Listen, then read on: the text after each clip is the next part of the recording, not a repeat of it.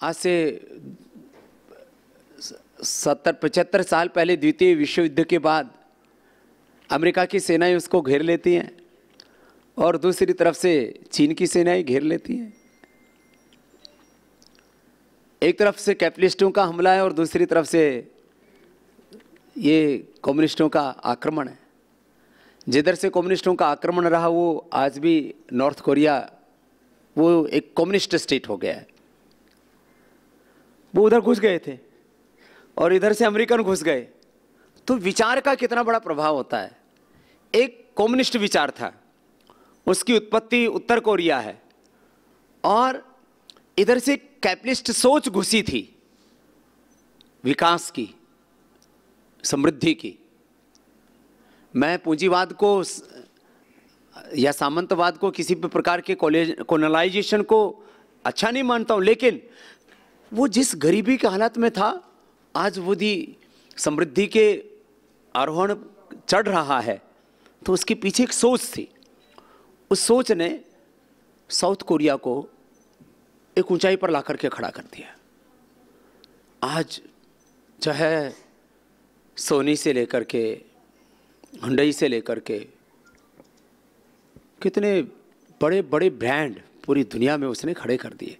जिस देश के अंदर एक राजमार्ग नहीं था, एक ठीक सी सड़क नहीं थी, जिस देश का करीब 80% एरिया पहाड़ी क्षेत्र था, वो देश कहां शिखर आरोहण पा लिया। हम जापान को देखते हैं, द्वितीय विश्व युद्ध के बाद पूरी तरह ध्वस्त हो गया जो जापान, और हमारे साथ करीब करीब उसने अपनी विकास की यात्रा दोबारा से शुरू की। चीन वह भी भारत के साथ ही विकास के पथ पर आगे बढ़ा। हम इस यात्रा में समय काल की दृष्टि से समान धर्मा हैं। हम ये जब कोरिया से अपनी तुलना करते हैं, जापान से अपनी तुलना करते हैं, चीन से अपनी तुलना करते हैं, और छोटे छोटे कितने देश हैं, ऑस्ट्रेलिया जहां पर एक तरह से कैदियों को रखा जाता था, अंग्रेजों की सुरक्षित कैद थी वो, चारों तरफ समुद्र था, जो भी अंग्रेजों की हुकूमत, क्योंकि पूरी दुनिया में 100 से ज़्यादा देशों में फैली हुई थी, जो भी क्राइम करता था उसको ले जाके ऑस्ट्रेलिया में डाल देता। जिसको चोर लुटेरे और डाकुओं की शरणस्थली बोला जाता, तो वो ऑस्ट्रेलिया कहाँ पहुंच जाता है? खाली एक संकल्प के बल पर। सिंगापुर को देखिए कैसे उसने अपने आप को आगे बढ़ाया। किसी भी देश को देखिए, सतत एक विकास के पथ पर सामूहिकता के साथ आगे बढ़ने की जरूरत होती है। सामूहिक संकल्प। मैं व्यक्तिगत संकल्प को बहुत महत्व देता हूं। व्यक्तिगत संकल्प का परिणाम है अब्दुल कलाम कि एक मछुआरे का बेटा देश का मिसाइल मैन और अंततः एक सम्मानित राष्ट्रपति बन जाता है। राष्ट्रपति होना भी मैं बहुत बड़े गौरव की बात नहीं मानता। एक आदर्श राष्ट्रपति होना, एक आइडियल प्रेसिडेंट होना, वो बड़ी बात है, जिसको लोग गौरव से, श्रद्धापूर्वक, आदर के साथ याद करें, उसको अपना आइकॉन माने। ऐसा एक साधारण गरीब परिवार में, चाय बेचने वाले परिवार में पैदा होकर के अपने संकल्प के बल पर एक देश का पिछड़ा वर्ग या अति पिछड़ा वर्ग का व्यक्ति देश का प्रधानमंत्री हो सकता है। नरेंद्र मोदी एक सामान्य पहाड़ की झोपड़ियों में पैदा हुआ व्यक्ति देश के सबसे बड़े सूबे का, उत्तर प्रदेश जैसे देश के सबसे बड़े राज्य का एक मुख्यमंत्री हो सकता है। ये व्यक्तिगत संकल्पों का परिणाम है। और एक चार्टर्ड अकाउंटेंट जो अपने अक्सर कि मेरे कितने लोगों का अकाउंट मेरे पास में आ जाए, मेरी वेल्थ कैसे बढ़ जाए, खाली इतने सोचने में मस्त रहता है, उससे आगे निकल करके कि मेरा प्रोफेशन से ज़्यादा मेरे लिए देश मेरा एक मिशन है, और मैं पूरे देश के लिए क्या कंट्रीब्यूट कर सकता हूँ, उतना यदि मेरे अंदर सामर्थ्य नहीं है तो मैं इतना तो मेरे अंदर सामर्थ्य है कि मेरा नोएडा दुनिया का सबसे अच्छा शहर बने, ये सोचता है। ये व्यक्तिगत संकल्प है गोपाल कृष्ण का, अग्रवाल। ये एक व्यक्तिगत संकल्प है। मैं आज आपके सामने खड़ा हूं तो एक व्यक्तिगत संकल्प के कारण से, कि मेरा एक संकल्प था कि मुझे महर्षि दयानंद के पदचिन्हों पर चल करके, जैसे उन्होंने गुरु शिष्य परंपरा से वेद शास्त्रों का अध्ययन किया, मुझे व्याकरण शास्त्र, वेद शास्त्रों का, आयुर्वेद शास्त्र का, मुझे अपने ऋषियों की ज्ञान परंपरा का अध्ययन करके और मुझे अपने देश के लिए जीना है। ये व्यक्तिगत संकल्पों का बल होता है जो व्यक्ति को आगे बढ़ाता है। मैं मानता हूं कि व्यक्तिगत संकल्प व्यक्ति को बहुत ऊंचाई तक लेकर के जाते हैं, लेकिन देश तब तक आगे नहीं बढ़ सकता जब तक सामूहिक संकल्प ना हो। इसलिए ऋग्वेद का जो अंतिम उपदेश है, संगच्छध्वम संवदध्वम संभो मनांसि जानताम देवा भागम यथा पूर्वी संजानाना उपासते, समानो मंत्र, माने एक मंत्र, एक विचार, एक संकल्प। एक संगठित रूप से जब हम आगे नहीं बढ़ते तब तक बड़ा कार्य संपादित नहीं हो सकता। अब जैसे आज हम इस देश के लिए काम कर रहे हैं तो बहुत से लोग तो हमको सुबह से शाम तक इसी बात के लिए कोसते रहते हैं कि स्वामी रामदेव सन्यासी होकर के इतना कर्म क्यों करता है, पुरुषार्थ मेहनत क्यों करता है। सन्यासी को तो कर्म करने ही नहीं चाहिए, वो तो निवृत्ति मार्ग वाला होता है, ये प्रवृत्ति क्यों करता है। अब बताओ, इस बात से मुझे ताने सुनते सुनते 25 साल बीत गए और शायद मैं जब तक जीऊंगा तब तक कुछ लोग मुझे यही सुनाते रहेंगे कि स्वामी रामदेव कर्म क्यों कर रहा है, पुरुषार्थ क्यों कर रहा है, मेहनत क्यों कर रहा है। संस्कृत में इसको प्रवृत्ति कहते हैं कि ये तो निवृत्ति का मार्ग है सन्यास, प्रवृत्ति क्यों कर रहा है। अच्छा, जो लोग परिभाषाएं बताते रहते हैं उन्होंने शास्त्रों का खक्का नहीं पता, जीवन में कुछ नहीं किया होता है, खाली बात छोकते रहते हैं। और नकारात्मकता फैलाना, नेगेटिव बातें करना सबसे आसान काम है। कुछ लोग ये भी सोच सकते हैं ये गोपाल कृष्ण अग्रवाल को क्या कीड़ा लगा है, इसको क्या पड़ी है नोएडा की, नोएडा को संभालने के लिए तो बहुत लोग हैं। ऐसे भी सोचने वालों की कमी नहीं होगी। माने आप कोई भी सृजनशीलता के लिए संकल्पित होकर के आगे बढ़ेंगे तो एक बात तो मान लेनी चाहिए, कम से कम भारत में अभी मुझे नहीं लगता कि 20-25 सालों तक सामूहिक परिवर्तन होने वाला है। उसके लिए संघर्ष तो करना पड़ेगा हमको, लेकिन जो भी इस देश के लिए काम करे, चाहे अपने जिले के लिए कर ले, चाहे प्रदेश के लिए कर ले या देश के लिए, सबसे पहले तो उसको एक बात ये तय कर लेनी चाहिए कि सिर मुड़ाते ही ओले पड़ेंगे। तो गोपाल कृष्ण अग्रवाल जी को भी पहले तो इस बात के लिए तैयार रहना चाहिए कि नोएडा बनाने से पहले तेरी धुनाई खूब अच्छी होगी। कि इसको ही क्या पागलपन चढ़ा है कि नोएडा मुझे बहुत अच्छा बनाना है, तो आपको अच्छे लोग सपोर्ट भी करेंगे, ये बात मैं मानता हूँ। मुझे करोड़ों लोगों ने सपोर्ट किया है, जो निंदक हैं वो हजारों में हैं, कोई परवाह नहीं उसकी। लेकिन आपको सबसे पहले हिंदुस्तान में बड़ा काम करने के लिए गाली प्रूफ होना पड़ता है। गोली प्रूफ बोलते हैं ना, बुलेट प्रूफ होता है। तो ऐसे आपको गाली प्रूफ होना पड़ता है कि कोई कुछ भी कहता रहे, मुझे अपना कर्तव्य, मुझे अपना उत्तरदायित्व, जो मैंने तय किया है अपना संकल्प, उस जिम्मेदारी से मुझे पीछे नहीं हटना। एक बात। फिर अब मैं सामूहिक संकल्प की बात कर रहा हूँ। सब लोग ये सोच लें कि मुझे गंदगी नहीं फैलाने। पिछले 2 महीने से करीब 4-5 करोड़ लोगों का कुंभ जो प्रयागराज में चल रहा था, वो इसका सबसे बड़ा एग्जाम्पल है। मैंने दुनिया देखी है, लेकिन पहली बार कुंभ देखा है जिसमें एक कागज का टुकड़ा मुझे कहीं पर सड़क पर मिला है। तो 2 चीज़ें वहाँ हुई। एक तो सामूहिक संकल्प ये कि भाई हमको, जैसे मैंने देखा कोई आदमी वहाँ कचरा नहीं फेंक रहा था, चारों तरफ जो है बीच में वो लोहे की प्लेटें पड़ी हुई हैं, उनके ऊपर गाड़ियाँ चल रही हैं क्योंकि रेत है। दोनों तरफ सड़क की झाड़ू लगी हुई है और वो झाड़ू लगाने वाले, सफाई करने वाले सफाई कर जाते थे।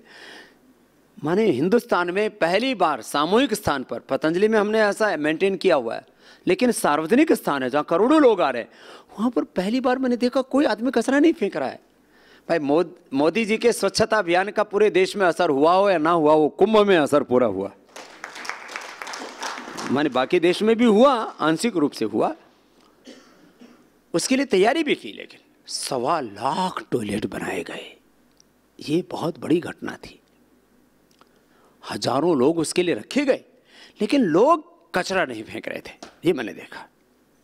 दुकानदारों के यहाँ पर भी जो भी थोड़ा बहुत कचरा निकलता है, कोई गन्ने का जूस भी निकाल रहा था वहाँ, कोई बिस्किट भी बेच रहा था वहाँ, कुछ लोग वहाँ भुट्टे भी बेच रहे थे, मूंगफली भी बेच रहे थे, लेकिन कचरा इकट्ठा कर रहे थे खुद।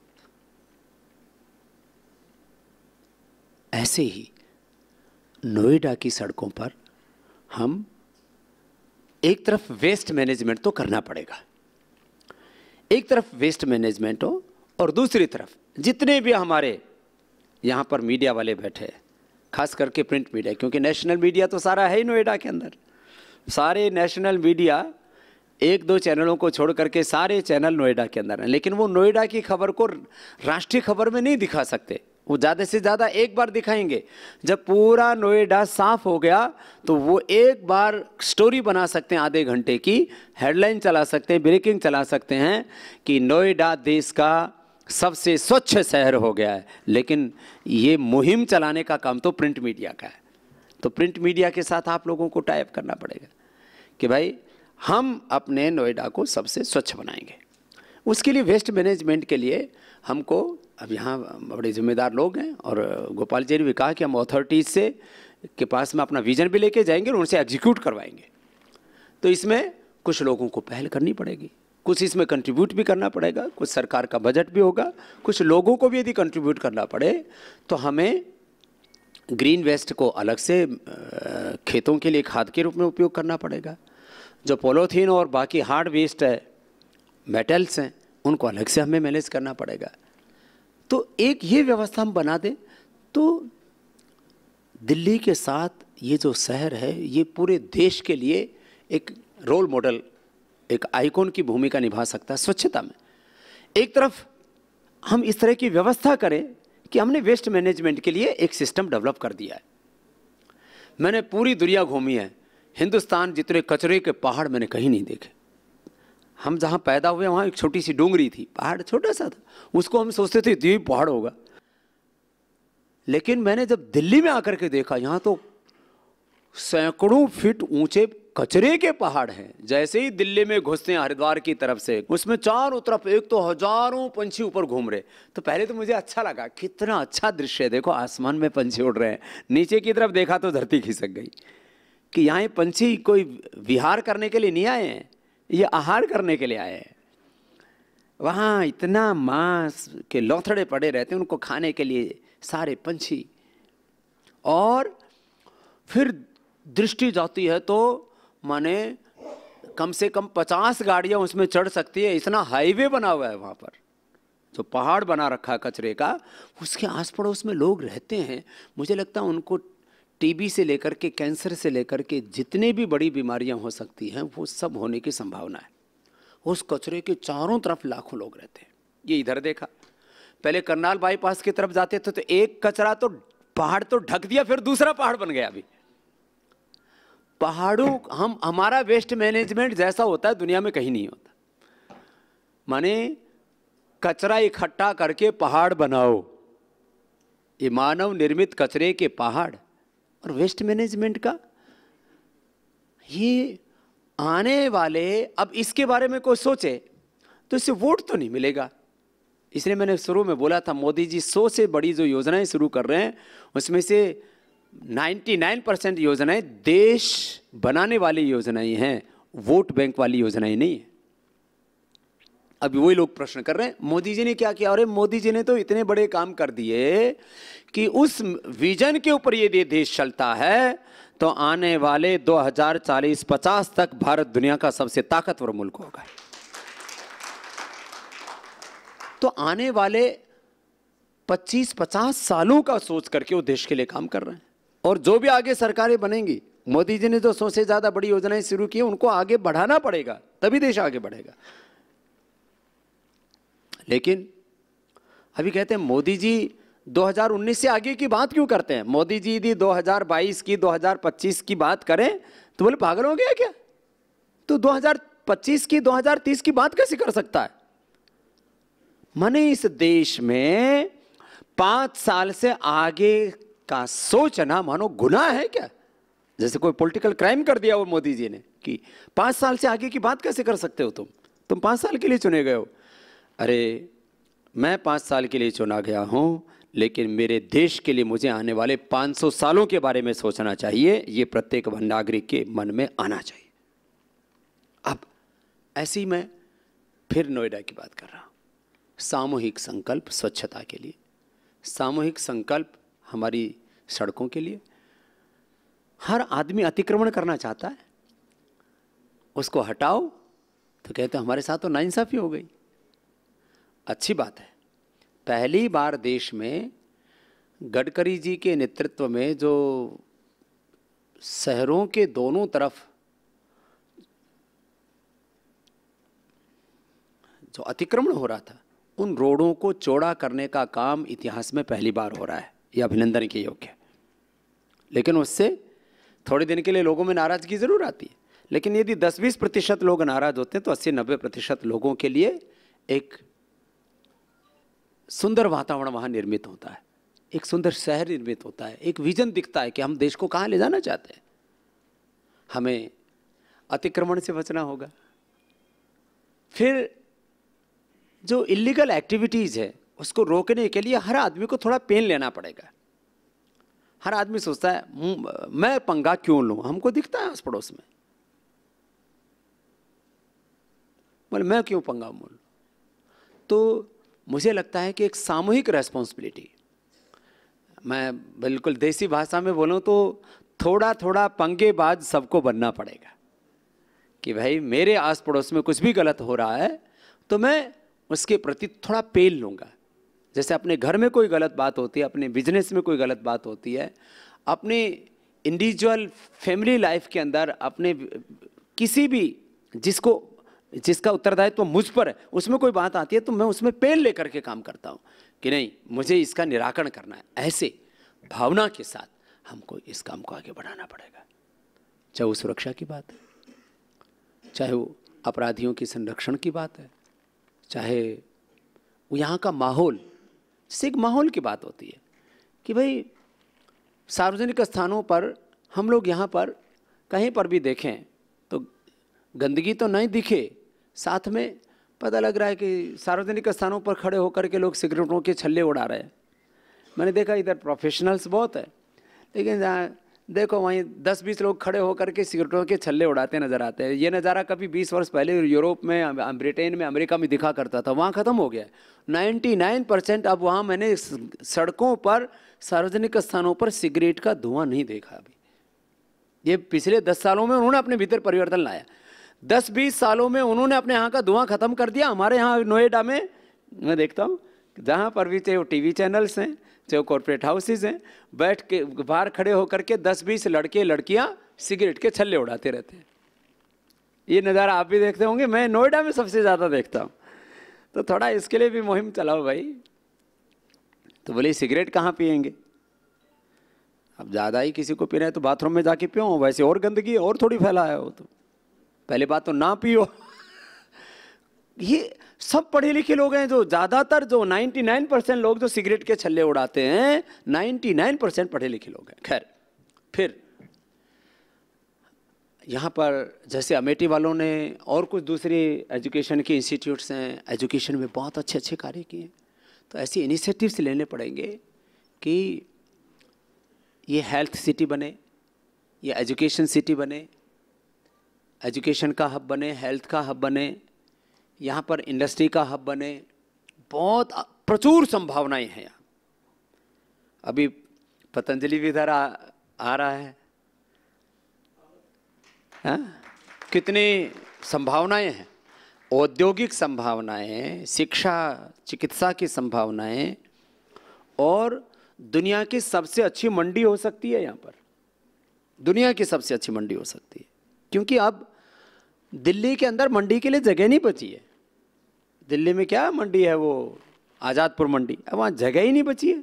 वहाँ ट्रक खड़े हों कि सब्जी और दालें या कुछ भी फल वो उतरे, क्या होगा वहाँ? फलों की, शाक सब्जियों की, अनाज की, और इसके साथ साथ ऑर्गेनिक फूड की सबसे बड़ी मंडी हो सकती है। और उसमें मैं आज ये कोई साधारण बात नहीं कर रहा हूँ, कम से कम 10 से 20 हजार करोड़ रुपए का ये एक बहुत बड़ा आर्थिक साम्राज्य यहाँ खड़ा हो सकता है।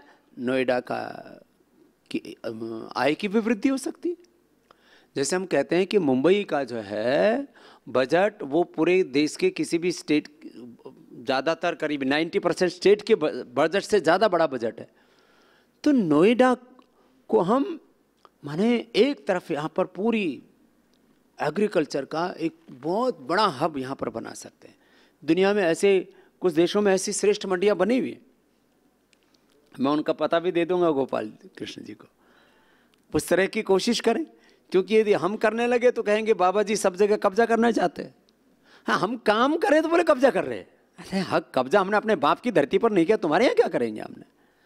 लेकिन एक सोच कि यहाँ दुनिया की सबसे बड़ी श्रेष्ठ मंडी हो सकती है, देश की नहीं, और उसमें ऑर्गेनिक से लेकर के शाक सब्जियों से लेकर के फलों से लेकर के इतनी बड़ी संभावना है। औद्योगिक विकास की, शिक्षा चिकित्सा के विकास की जैसे विजन रखा है। और इसके साथ साथ सिक्योरिटी है, सेफ्टी, सुरक्षा का तो इतना बढ़िया वातावरण। वैसे अभी भी काफ़ी अच्छा है, बस थोड़ा थोड़ा बीच बीच में कभी कभी खबरें आ जाती हैं कि जो है दिल्ली में अपराध करके नोएडा के रास्ते से अपराधी निकले। कहीं पहले ये आता था नोएडा में शरण ले रखी, अभी कम से कम ये रास्ता बना हुआ है। तो चीज़ों को चाहे पुलिस से लेकर के, एडमिनिस्ट्रेशन से लेकर के, जो भी गवर्नेंस का के जो मुद्दे हैं उनके ऊपर भी एक सामूहिक जागृति, जहाँ पर सामूहिकता, मैंने कहा ना, सामूहिक संकल्प से सामूहिक सृजना, सामूहिक संकल्प से सामूहिक सृजन हो सकता है। तो इसके लिए हमें मुझे लगता है 5, 7 साल, 10 साल लगातार काम करना पड़ेगा। आज आपने उसको एक बड़ा स्वरूप दिया है। ऐसा नहीं कि पहले नहीं सोचा गया, पहले सोचा गया, इसलिए नोएडा इस रूप में कम से कम विकसित हुआ। क्योंकि दिल्ली के चारों तरफ बसने वाले शहरों में एक नोएडा है, दूसरा गुड़गांव है, जिसने इस आधुनिक समृद्धि के शिखर आरोहण पाए, छुए। उसमें सामूहिक संकल्प की कमी के कारण से फरीदाबाद थोड़ा पिछड़ गया, सोनीपत पानीपत उतना ज़्यादा आगे नहीं बढ़ पाया। बात अब करनाल तक पहुंच रही है। चारों तरफ अब दिल्ली को बढ़ना है, और उसमें इस समय सबसे ज़्यादा अवसर यदि कहीं पर उपलब्ध हैं तो नोएडा है, और उसको आपको सबको सामूहिक संकल्प के साथ आगे बढ़ाना है। सबसे ज़्यादा अवसर यहाँ उपलब्ध है। तो ये बहुत बड़ी बात है, क्योंकि एक एक विषय में आप लोग अलग अलग सेशनों में चर्चा करने वाले हैं। मुझे विश्वास है यहाँ इंफ्रास्ट्रक्चर से लेकर के, स्वच्छता से लेकर के, शिक्षा स्वास्थ्य से लेकर के, और खेती को आप ये मत मानना कि नोएडा जो है में यहाँ शहरी आबादी ज़्यादा है, गांव भी बहुत हैं, लेकिन नोएडा बहुत बड़ा एग्रीकल्चर का हब बन सकता है, मंडी से लेकर के और उसके विपणन की व्यवस्था से लेकर के। क्योंकि चारों तरफ जो एनसीआर है उसमें इसमें अप्रतिम और असीमित संभावनाएं हैं। तो इन सभी दिशाओं से नोएडा समुन्नत बने, और नोएडा के नागरिकों को ये गौरव हो कि हम दुनिया के एक सर्वश्रेष्ठ शहर के नागरिक हैं, और अंततः पूरे देश को ये गौरव हो। मैंने बार बार कहा है कि मैं एक मजबूत भारत देखना चाहता हूँ, मजबूर भारत नहीं। भारत का नागरिक को अमेरिका का सिटीजन होने से, ब्रिटेन का सिटीजन होने से भी ज़्यादा गौरव हो। एक ऐसा भारत हमें आने वाले 20-25 सालों में बनाना पड़ेगा, क्योंकि जब तक ये सामूहिक गौरव का भाव नहीं आएगा देश में, अब जैसे हम लोग कितने ही बड़े हों, चाहे करोड़ों हमारे फॉलोवर्स हैं, हमारे पास बहुत सामर्थ्य भगवान ने दिया, बहुत इज्जत बख्शी है हमको, लेकिन जब हम दुनिया में जाते हैं तो भारत के नागरिक के नाते हमें ट्रीट किया जाता है, और उस समय हमें बहुत पीड़ा होती है कि आज अमेरिका का जो नागरिक है 2-4 देशों को छोड़ करके बिना किसी वीज़ा के पूरी दुनिया घूमाता है। हम लोगों को अपने देश में 1-2 जगह दिक्कत होती है जाने में, और छोटे छोटे देश हमको वीज़ा नहीं देते हैं। ये बोलो भारत वाले हैं, भूखे नंगे आकर के रह जाएंगे। हमको वीज़ा नहीं मिला था आज से 25 साल पहले। हमसे पूछा गया, बोले आपकी वेल्थ क्या है? मैंने कहा बैंक अकाउंट ही नहीं है। बोले आपकी शादी हुई है? मैंने कहा नहीं। आगे करने का इरादा है? मैंने कहा बिल्कुल नहीं। बोले इसकी शादी नहीं हुई है, बैंक अकाउंट है नहीं, ज़मीन, मैंने कहा कोई 1 इंच भी नहीं है। तो बोले तो जहाँ जाएगा वहीं बस जाएगा। उनको थोड़ी पता था कि जहाँ जाएगा बसेगा नहीं, जहाँ जाएगा वहाँ बसाएगा। वो लोग तो वेल्थ के आधार पर चीज़ों को मापते हैं, हमारी ताकत क्या है।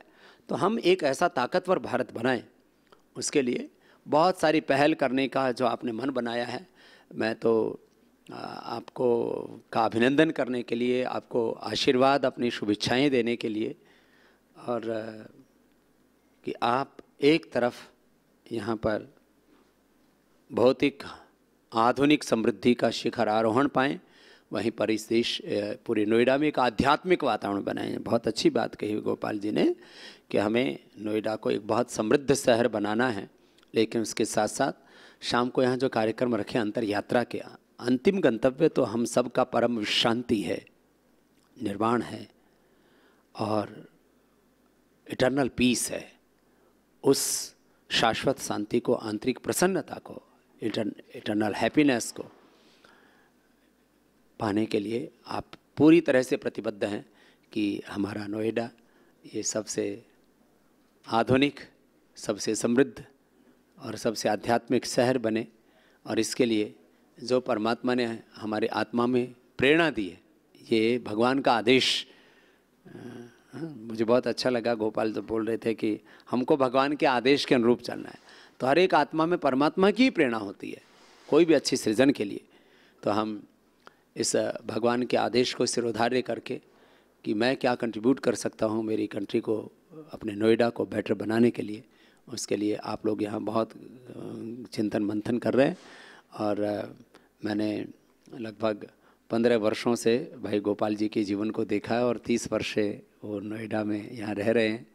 मैं ये अपेक्षा करता हूँ कि बहुत नेक इरादे के साथ, एक बहुत ऊंचे पवित्र संकल्प के साथ उन्होंने एक 2030 तक हमारा नोएडा कैसा बने और उसमें हम क्या कंट्रीब्यूट कर सकते हैं और कैसे इसको देश यानी दुनिया का सर्वश्रेष्ठ शहर बना सकते हैं, इस संकल्प के साथ यह जो मंथन किया है और यह जो एक बड़ी परिणति तक अवश्य पहुंचेगा।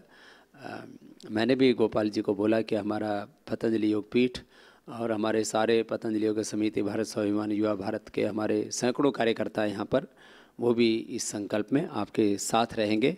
एक बार पुनः भाई गोपाल कृष्ण अग्रवाल जी को बहुत बहुत अभिनंदन, आप सबको मेरा बहुत बहुत प्रणाम। आप इस कार्य में आप विजयी हों, आप सफल हों और आपका ये संकल्प सिद्धि तक पहुँचे। इस संकल्प के साथ आप सबको मेरा बहुत बहुत प्रणाम।